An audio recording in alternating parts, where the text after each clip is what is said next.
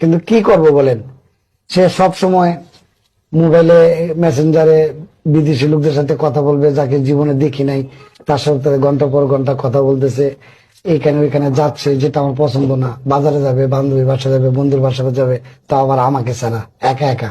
কোনো কোনো দিন রাত্রে ফিরে, কোনো কোনো দিন রাত্রে 2 দিন 3 দিন বাইরে থেকে আসে। মানে আশেপাশে সমাজ নিয়ে তো আমার ব্যস্ত থাকতে হয়। এর চেয়ে চিন্তা করছি যে দুষ্ট গোয়ালের চেয়ে শূন্য গোয়াল অনেক ভালো। রাস্তা নাই, কারণ মূল হচ্ছে যাকে নিয়ে সংসার করবো সে তো ঠিক নেই, সে তো স্ব ইচ্ছে চলে যেতেছে।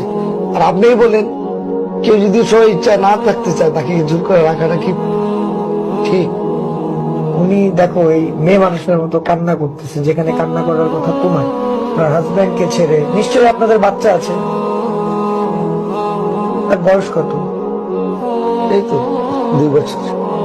2 বছরের একটা বাচ্চাকে রেখে আপনি চলে যাচ্ছেন আপনার ফ্রেন্ডের বাসায় আড্ডা মারতে। এটা জীবন না মানে।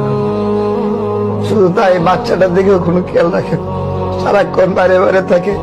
তাহলে কি আর করার, যেহেতু আপনারা সিদ্ধান্ত নিয়েই নিয়েছেন, নেন মা জননী সিগনেচার।